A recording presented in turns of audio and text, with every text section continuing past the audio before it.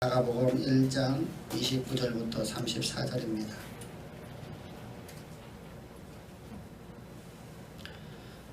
마가복음 1장 29절부터 34절. 회당에서 나와 곧 야고보와 요한과 함께 시몬과 안드레의 집에 들어가시니 시몬의 장모가 열병으로 누웠는지라. 사람들이 곧 그 여자에 대하여 예수께 여짜온대 나아가사 그 손을 잡아 일으키시니 열병이 떠나고 그 여자가 그들에게 수종을 드니라. 저물어 해질 때에 모든 병자와 귀신 들린 자를 예수께 데려오니 온 동네가 그 문 앞에 모였더라. 예수께서 각종 병이 든 많은 사람을 고치시며 많은 귀신을 쫓아내시되 귀신이 자기를 알므로 그 말하는 것을 허락하지 아니하시니라. 아멘. 우리 2015년도를 마치면서 이제 마지막 주일날 우리에게 하나님께서는 우리에게 성숙의 길로 우리 나아가는 자가 되어라 라고 말씀을 하십니다. 우리의 구원은 어떻게 시작되었습니까? 우리의 구원은 예수 그리스도의 십자가에 못 박혀 죽으시는 그 십자가의 희생을 통해서 우리가 구원을 받게 되는데, 그 일을 하러 오신 예수 그리스도의 성육신으로부터 우리의 구원이 시작되는 것입니다. 창세기를 보면 아담이 범죄한 이후에, 타락한 이후에, 다시 말씀드리면 오만한 자리에 앉고 나자 그가 스스로 하나님처럼 되려는 마음을 먹고 막자 이제 그에게 반응 나타난 첫 번째 반응이 바로 하나님을 두려워하여 숨었다는 겁니다. 하나님을 두려워하여 숨었던 그를 향해서 주님은 찾아오셨습니다. 그리고 아담아 네가 어디 있느냐. 아담아 네가 어디 있느냐.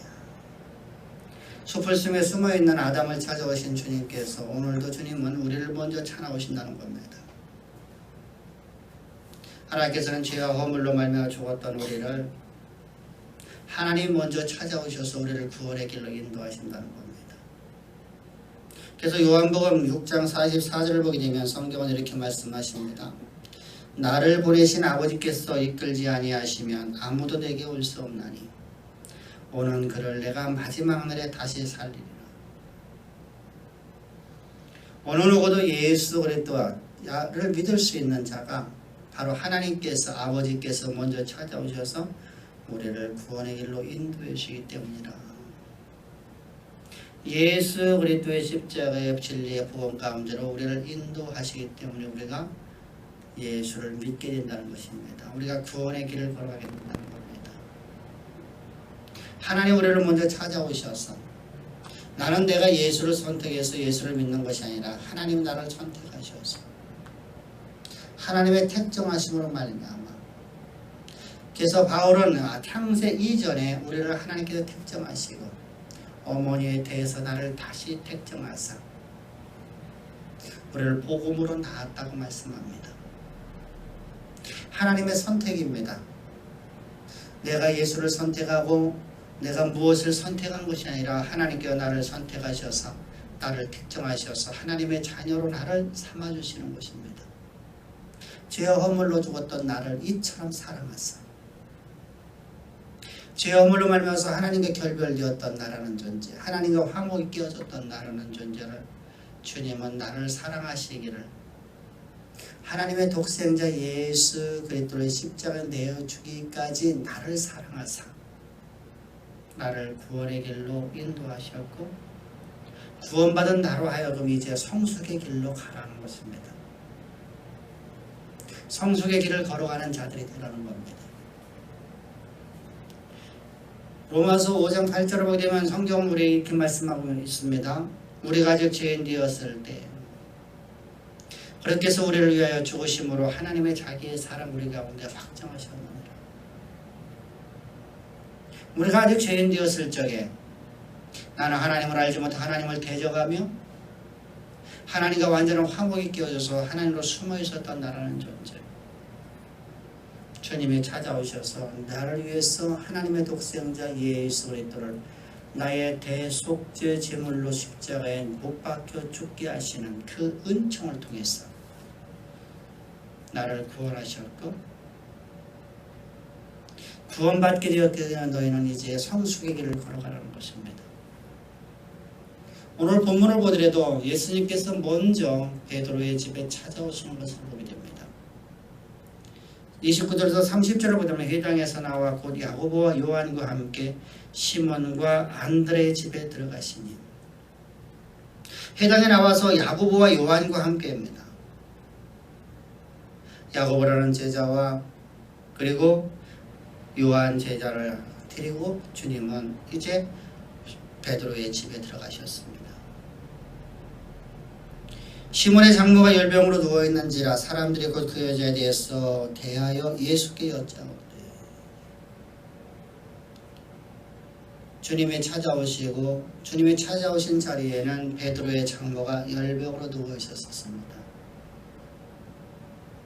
주님은 그곳에 오셔서 베드로의 장모를 치유해 주십니다.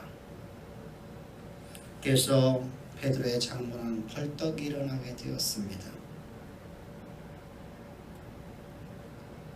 그 결과 베드로의 장모는 열병에 나와서 이제 주의 제자들을 섬기는 수종드는 자로의 변화가 놀랍게 나타나고 있습니다. 그래서 수종들다라는 것은 어떤 의미냐면 계속적으로다가 그 사람을 섬기다라는 겁니다. 왜 그러냐면 미완료 부정과의형으로 쓰여졌기 때문에 지속적으로 계속적으로 섬기다, 수종들다 이런 말입니다.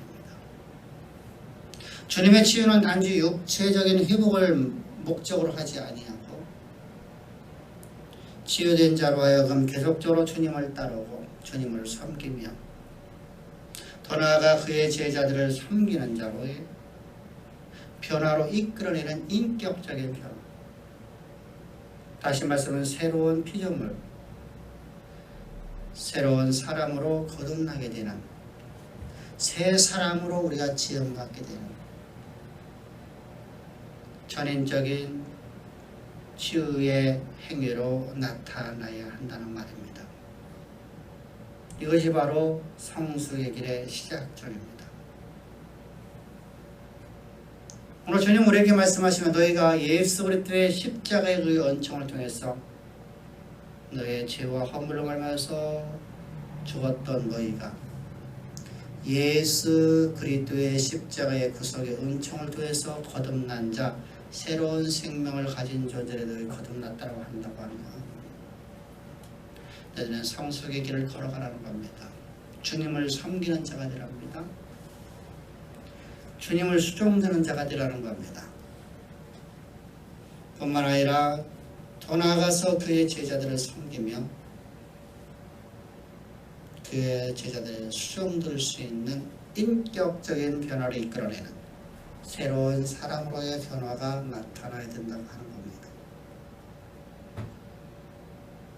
이렇게 예수님께서 베드로의 장모의 열병을 치유하시는 다음에 다음 같은 일이 벌어집니다. 32절입니다.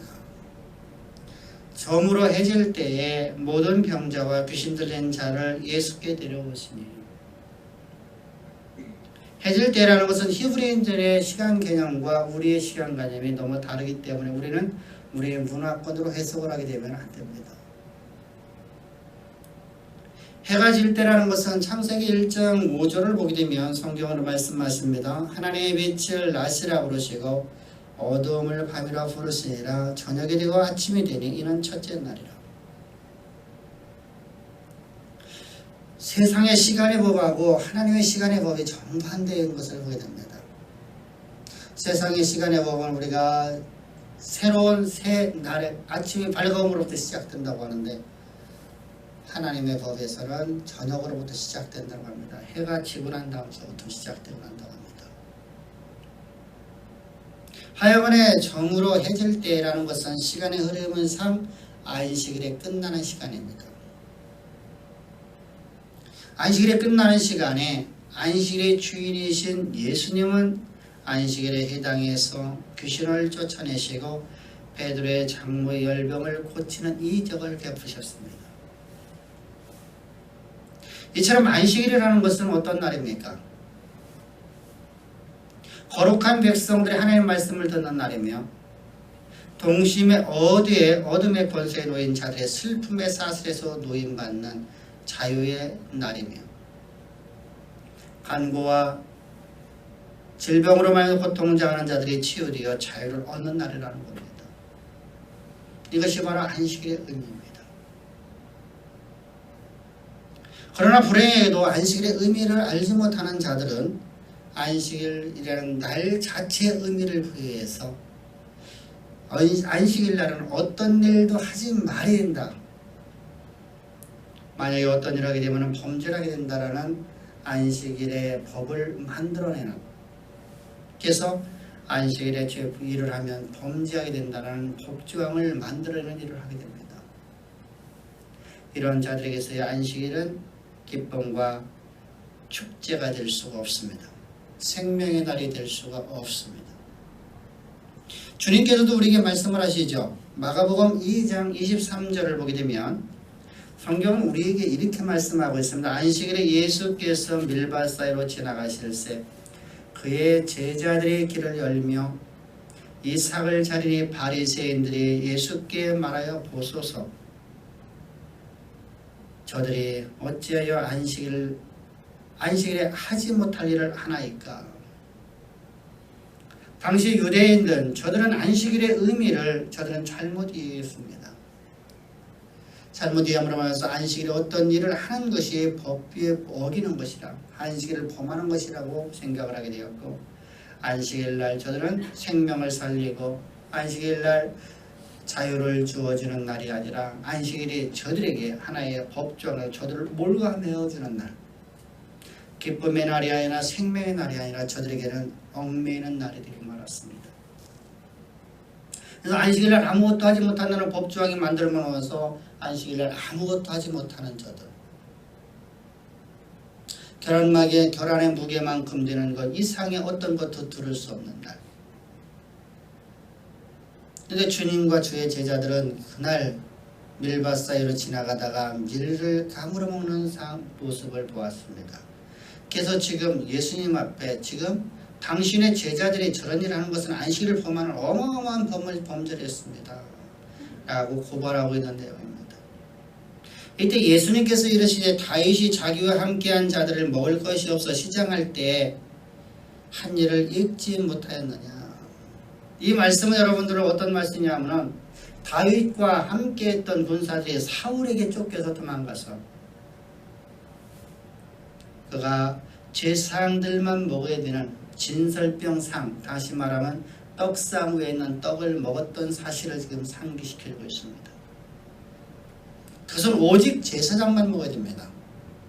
다른 사람이 먹으면 반드시 죽음이라는 것이 다가오게 된다고 성경은 말씀하십니다. 그런데 그것을 먹었는데 다윗이 죽지 않았어요.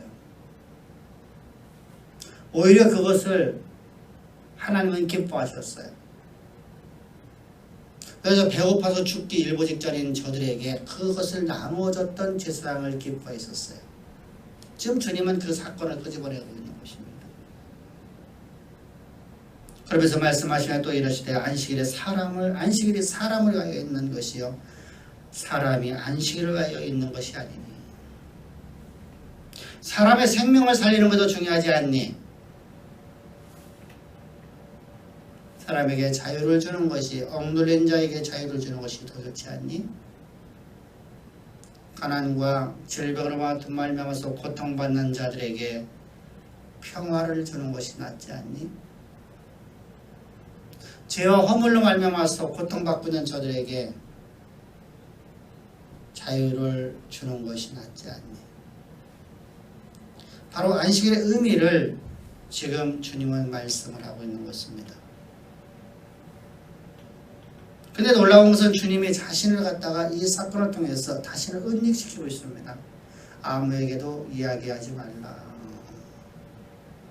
사실 사복음서를 보게 되면 주님께서는 자신이 하신 일에 대해서 계속해서 은닉을 시킵니다. 아무에게도 하지 말하지 말라. 너희는 나가서 말하지 말라. 왜 그러실까? 여러분 어떻습니까? 우리가 어떤 사람의 병을 치료했고 어떤 사건이 우리 앞에 나타나면 우리는 우리를 자랑하기가 바쁜데 주님은 왜 그러셨을까? 주님이 겸손된 그랬을까?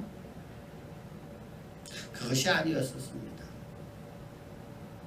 주님은 어떻게든 이렇게든 저렇게든 주의 나라가 온 땅, 온 누리 가운데 퍼지는 걸 원하십니다. 근데 주님께서 당신이 행하신 일들을 갖다가 감추시는 이유는 바로 주님의 사명 때문입니다. 주님은 이 땅에 우리를 위한 십자가에 죽으시면 대속죄 제물로 이 땅에 오셨습니다. 아담으로 말미암아서 모든 사람이 다 죄악 가운데 거해지게 되었습니다. 죄인 중에 죄인에 계신 우리를 구원하시기 위해서 하나님은 이 땅에 스스로다가 죄 있는 육신의 모양을 입고 이 땅에 입고 오셔서 우리를 위해서 대속제물이 되어주시려고 이 땅에 오셨습니다. 그래서 주님은 하나님이시지만 그분께서는 가장 낮은 자인 세례 요한을 통해서 주님은 세례를 받으셨고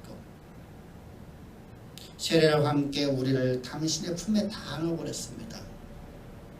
여기 있는 저도 여기 있는 여러분들도 모두가 다 예수님과 연합된 존재가 되었습니다.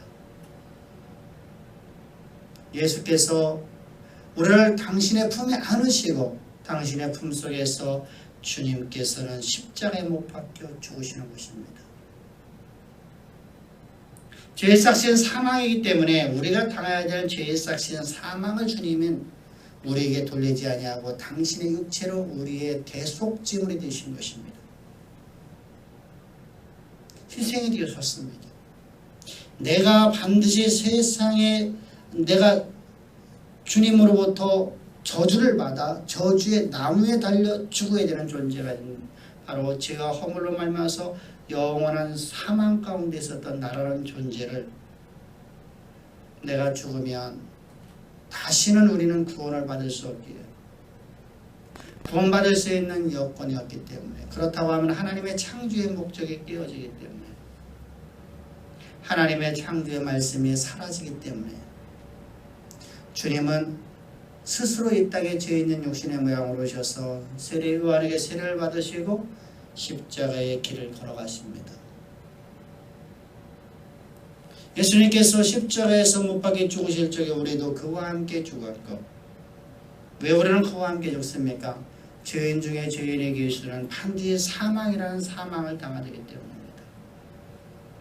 하나님과 화목되어진 모든 자들은 반드시 죽어야 되기 때문입니다. 이건 하나님의 법이기 때문입니다. 그래서 예수님께서 십자가 못 박혀 죽으실 적에 우리도 그와 함께 십자가에 못 박혀 죽었고 예수님께서 장사되실 적에 우리는 모두가 다 지옥에 들어간 존재가 되었습니다. 무덤에 갇힌 자가 되었단 말입니다. 우리에게는 여러분 무덤과 지옥은 따로 우리가 개념을 갖게 됩니다. 그러나 히브리적 개념으로는 무덤은 곧 지옥입니다. 그래서 무덤에 우리는 갇힌 자가 되었다는 것은 우리가 지옥에 오게 갔다는 겁니다. 왜 그렇습니까? 죄인은 반드시 가야 될 곳이 죽음과 함께 지옥을 들어가야 되기 때문입니다. 그래서 주님과 우리는 함께 지옥에 들어간 자, 무덤에 들어간 자가 되었습니다. 그리고 주님은 그 지옥에서 사망 권세를 이기시고 부활하십니다. 부활하셔서 주님 혼자 우리를 부활하신 것이 아니라 주님께서 우리를 당신의 품에 안으셔서 예수의 부활과 연합되어서 우리는 새로운 피조물로 거듭난 존재가 되었습니다. 왜 그렇습니까? 사람은 한 번 죽는 것이 정한 이치이기 때문입니다. 한 번 죽어서 지옥에 들어가면 다시 살 수가 없어요. 그래서 하나님께서 우리를 새로운 피조물로 우리는 거듭나게 하셨단 말입니다. 새로운 창조물로 창조하셨다는 것 말입니다. 새로운 생명으로 우리를 창조하셨는데 창조된 우리는 바로 그리스도의 영으로 말미암아서 창조된 존재가 되었습니다. 옛사람 아담이라는 존재는 생명으로 말미암아서 살아있는 육체의 생명으로 말미암아서 그는 창조되었지만 우리는 성령으로 말미암아서 창조된 존재가 되었습니다. 그러므로 바울 사도를 통해서 성경은 우리에게 이렇게 말씀하십니다. 내가 그리스도와 함께 십자가 못 박혀 죽었나니 오늘 내가 산 것, 내가 육체 가운데 산 것은 내가 산 것이 아니요 내 안에 오직 그리스도만 살아있는 것이다. 바로 우리는 이렇게 거룩한 하나님의 거룩한 자녀로서 이제 생명이 하나님의 영에 의해서 지배를 받는 존재로 우리를 거듭나게 하시기 위해서 주님은 이 땅에 오셨단 말입니다. 근데 그 날짜가 그때가 아주 멀었다는 겁니다.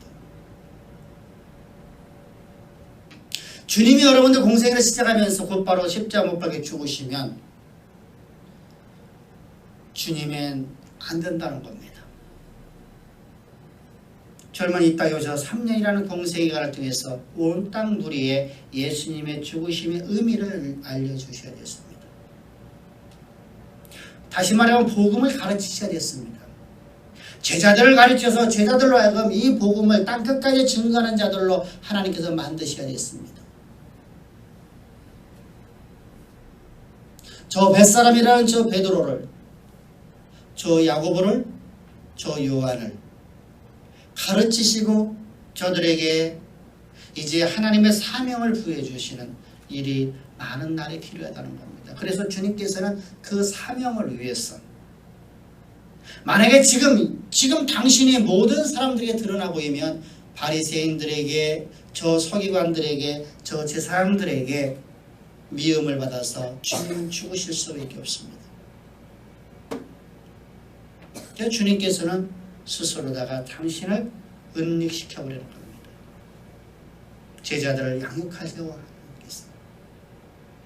그래서 주님께서는 자신을 은닉시켜 주시는 것입니다.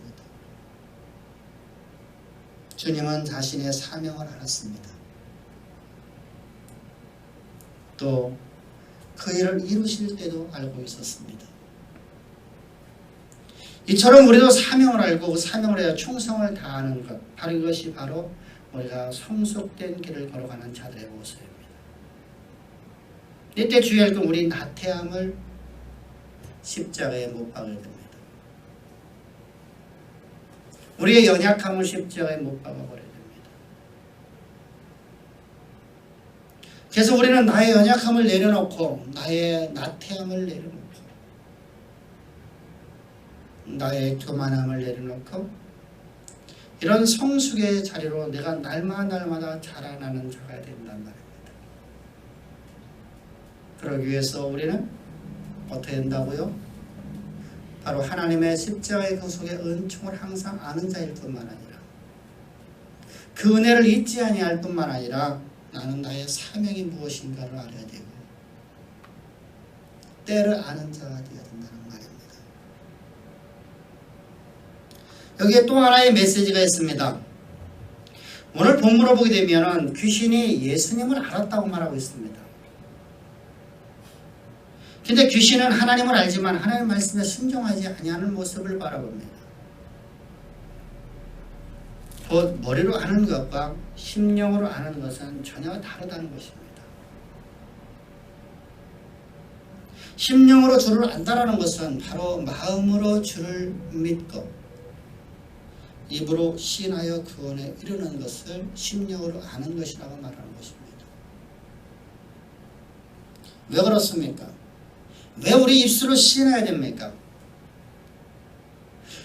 마태복음 12장 34절부터 35절을 보게 되면 성경은 우리에게 이렇게 말씀하십니다. 독사의 자식들아 너희는 악하니 어떻게 선한 말을 할 수 있느냐. 이는 마음에 가득한 것이 입으로 말함이라. 선한 사람은 그 선한 것을 선한 것을 내고 악한 사람은 그 쌓은 악에서 악한 것을 내느니라. 다시 말씀드리면 우리 마음에 선한 것이 있다면 우리 마음에서 나오는 말이 바로 선한 말이 나오기 때문에 그런 겁니다. 너희들이 속에 악한 것이 있는데 선한 것이 나올 수 없고 선한 것이 있는데 악한 것이 나올 수 없다는 겁니다. 그 심령에 너희들의 심령 속에 가득한 것이 뭐냐는 겁니다.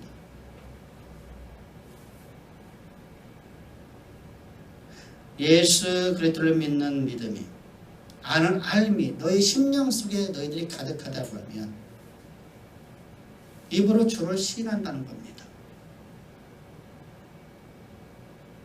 머리로 말하지 않는다는 겁니다. 입술로 말하지 않는다는 겁니다. 심령으로 말한다는 것입니다. 따라서 우리는 성숙한 길을 걸어가기 위해서 우리 입술에서 나오는 말을 제어할 수 있는 자들이 되어야 됩니다. 우리 심령 속에서 혹시라도 다른 것들이 나온다고 할 적에 우리는 또는 우리 머릿속에 있는 것이 말이 나온다고 할 적에 우리 입술의 말을 제어할 수 있는 힘들이 있어야 됩니다. 그게 바로 성숙한 길입니다. 성숙의 길을 걸어가는 자들은 말을 제어하는, 그래서 야고보 사도를 통해서 주님께서의 말씀이 바로 입술의 주의를 갖다가 계속해서 강조를 합니다. 잠언서를 통해서 저 솔로몬의 지혜서를 보게 되면 하나님은 우리에게 말씀하십니다. 너희 입술로 무슨 말을 하든 그것이 너에게 생명이 되기도 하고 사망이 되기도 한답니다. 입술로 말미암아서 입술에서 나오는 말로 말미암아서 살기도 하고 죽기도 한답니다. 따라서 우리는 여러분 입술에서 나오는 말을 우리가 줄여야 됩니다. 왜 그렇습니까? 우리 입술에서 나오는 말이 우리를 지배하여 이끌어가기 때문입니다. 어떤 사람이든 대부분이 조건반사적으로다가 어떤 화가 났을 때 순간적으로 다 튀어나가는 행동이 아닌 보편적인 삶 속에서의 모든 행동들은 말이 하고 난 다음에 그 말을 따라서 사람이 행동하게 됩니다.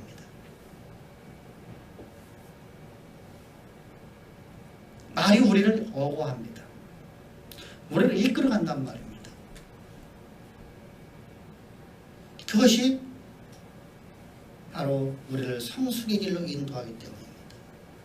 말을 이렇게 했다 저렇게 했다는 사람들을 보면 이러한 행동을 했다 저런 행동을 했다 합니다. 그래서 말을 주의하라.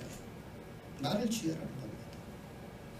이때 말은 우리 머릿속에 나오는 것이 아니라 우리의 심령에 나오는 말을 말하는 것입니다. 또 말을 우리가 듣게 되면 그 말이 듣는 것이 우리 심령으로 가게 됩니다. 머리에서 나온 말이랄지라도 그것이 우리 심령 속에 베끼기 때문입니다. 그래서 그 말이 우리를 이끌어가는 것이 되게 됩니다. 우리가 성숙한 길을 걸어가기 위해서 우리는 말을 주의할 수 있는 신앙함이 있어야 될 줄 믿습니다. 분노를 자제시킬 수 있는 힘이 있어야 됩니다. 바로 성숙에 이르는 바로 그런 길입니다. 오늘 말씀을 마치면서 우리가 결론을 해봅니다. 우리 신앙은 성숙해지어져 가라는 겁니다. 예수 그리스도의 십자가의 은혜로 말서 거듭난 우리는 계속적으로 주님을 섬기며 주님을 따르고 더 나아가 그의 제자들을 섬기는 자의 자리로 우리의 인격적인 변화와 새로운 삶의 변화가 나타나야 된다는 겁니다. 성숙한 신앙으로 자라나기 위해서 우리는 사명을 바르게 하라는 겁니다. 사명을 우리가 바로 알기 위해서 우리는 하나님 말씀에 침잠해야 됩니다. 말씀으로 전신갑주 입어야 됩니다.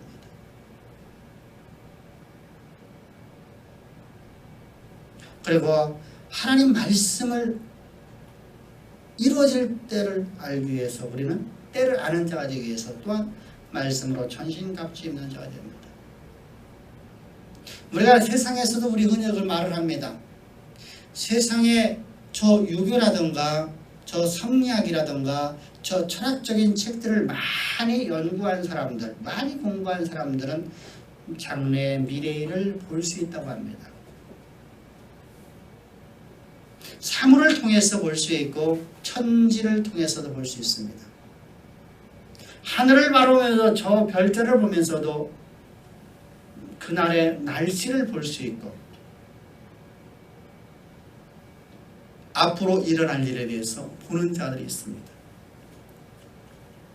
하물며 하나님의 말씀에 대해서 우리가 침잠을 해갖고 하나님의 말씀을 아는 자들이 우리의 미래를 알지 못한다면 여러분, 우리의 사명의 때를 알지 못한다면 우리는 어리석은 자가 됩니다.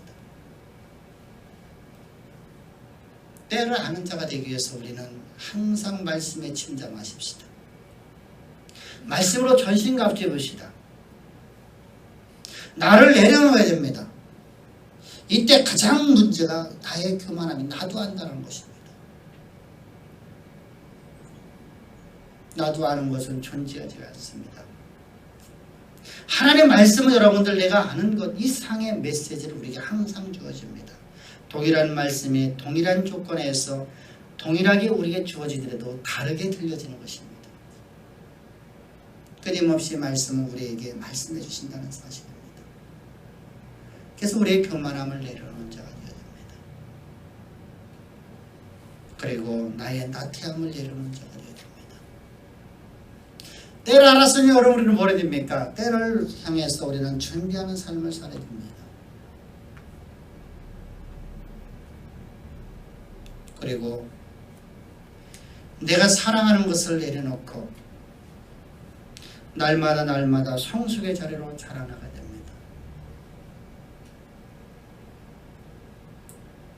그리고 우리가 전폭적인 순종을 하십시다. 귀신의 영과 성령의 영의 공통점이 무엇입니까? 동일하게 하나님을 잘 알고 있다는 사실입니다. 창세기를 보더라도 창세기에서 사단은 여러분, 옛뱀 곧 사단은 하나님에 대해서 너무나 잘 알고 있었습니다. 뿐만 아니라 하나님 말씀을 너무나 잘 알고 있었습니다.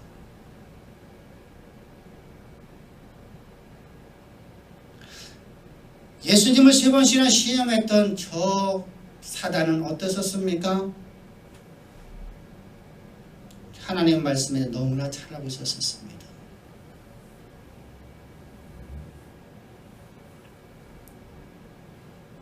여러분, 하나님 말씀에 대해서 너무나 잘합니다. 하나님에 대해서 너무나 잘한다는 사실입니다. 성령은 하나님의 영이시기 때문에 사람의 속마음은 사람의 영 외에 누가 더 잘 알겠느냐. 이처럼 하나님 마음도 하나님의 영이신 성령 외에 누가 알 수 있겠니라고 바울의 고백처럼 성령이 바로 하나님의 마음을 아시는 분입니다. 하나님을 아시는 분입니다. 근데 다른 점이 있습니다. 성령과 사단은 전혀 다른 모습이 있는데 이것이 바로 성령은 우리를 하여금 순종의 길을 걸어가게끔 만드는 성숙한 삶으로 우리를 만들어간다는 겁니다. 다시 말해서 죽도록 충성하는 삶을 살게 만든다는 겁니다. 나태하지 아니하고 우리로 하여금 죽도록 충성하는 삶으로 이끌어간다는 말입니다. 이와 반대로다가 의신의 영은 순종하지도 않고 원망과 불평하는 삶으로 이끌어간다는 말입니다. 따라서 우리는 오늘 우리의 나태함을 십자가에 내려놓읍시다. 우리의 이성과 상식으로 성경을 해석을 했던 모든 것들을 내려놓읍시다. 우리의 논리로서 성경을 이해하려 했던 우리의 잘못된 마음들을 다 내려놓읍시다. 그리고 겸손히 주님의 말씀 앞에 우리가 엎드려서 주님의 말씀을 들으십시다. 그리고 말씀에 대해서 순종하는 삶을 살아가십시다. 그 말씀이 우리의 이성과 우리의 논리와 우리의 상식에서 벗어나는 말씀이라 할지라도 우리는 하나님의 일꾼 된 것으로서 우리는 행복하여 우리는 그 말씀에 순종하는 삶을 삽시다. 내가 가장 사랑하는 자를, 내가 가장 사랑하는 것을, 내가 사랑하는 것을 내려놓을 수 있는 신앙, 이것이 바로 성숙의 길을 걸어가는 자들입니다. 어느 날 주님께서는 길을 걸어가실 적에 그의 제자들과 함께 길을 걸어가셨습니다. 근데 한 제자에게 갑자기 급보의 소식이 들려왔습니다. 그의 본가로부터 종이 찾아와서 그에게 말을 합니다. 주인 아저씨가, 주인 어른이 갑자기 돌아가셨습니다. 그러므로 빨리 가셔서 장사를 지내야 됩니다. 그래서 주님 앞에 나와서 그 제자가 말을 합니다. 주여, 내 아버님이 갑자기 돌아가시로 말미암아서 내가 가서 장사를 지내고 당신을 따르리이다. 주님을 따르리이다. 이때 주께서 하시는 말씀 뭐라고 말씀하십니까? 죽은 자들은 죽은 자들로 장사하게 하고 너는 나를 따르라. 우리의 상식과 우리의 이성과 우리의 논리에 맞지 않는 말씀입니다. 세상에서 불효자를 만드는 것처럼 보여집니다. 근데 주님의 말씀 앞에 순종하는 것, 순종하는 것. 내가 가장 사랑하는데 부모님의 장사도 지내지 못하게 하는 주님의 말씀 앞에 순종하는 것. 그런 것이 바로 성숙의 길입니다. 덜저력으로 믿음으로 말을 하는 자, 불신의 말을 하지 말라는 주님의 말씀 앞에 우리가 절대로 순종해서 불신의 말을 하지 않고 믿음의 말을 하는 우리의 모습, 그런 순종의 길을 걸어가는 성숙한 신앙의 길을, 우리 새로운 새 시대를 맞아 나가는 우리 주양의 성도 여러분들의 삶 속에서 그대로 드러나 새로운 저 미래 속에서 하나님께서 우리에게 말씀하신 모든 말씀 앞에 아멘이요 아멘이요 순종하며 걸어갈 수 있는, 그래서 하나님께서 가장 기뻐하시며 하나님의 인정받는 아름답고 복된 우리 주양의 성도들이여 하나님의 가장 귀한 자녀들 되기를 주를 축복합니다. 기도드리겠습니다. 좋으신 아버지 하나님 찬양합니다. 경배합니다. 우리를 이처럼 사랑하사 오늘도 주의 진리의 말씀 우리 가운데 주심을 감사를 드립니다. 오늘 마가복음 1장의 말씀을 통해서 우리가 어떤 길이 바로 성숙의 길인지, 우리가 어떻게 성숙의 길을 걸어갈 수 있는지, 예수 그리스도의 십자가의 구속의 은총을 통해서 거듭난 우리는, 새 생명을 가진 우리는, 새로운 피조물 된 우리는 우리의 상식과 우리의 이성과 우리의 나태함과 우리의 모든 연약함들을 내려놓고 내가 사랑하는 모든 것들을 다 내려놓고 십자가에 못 박혀 죽고 오늘도 오직 주님의 말씀 앞에 순종하는 삶을 살아가는 것, 이것이 바로 성숙의 길임을 알려주심을 감사합니다. 저희들이 그 길을 걸어갈 수 있도록 오늘 성령께서 우리를 온전히 사로잡으시고 성령이 우리를 온전히 이끌어가 언제나 충성스러운 순종이, 충성스러운 섬김이, 충성스러운 따름이 우리의 삶 자체가 될 수 있도록 은혜 위에 은혜를 더하실 줄을 믿사오며 감사하며 예수님의 이름으로 기도합니다. 아멘. 아멘.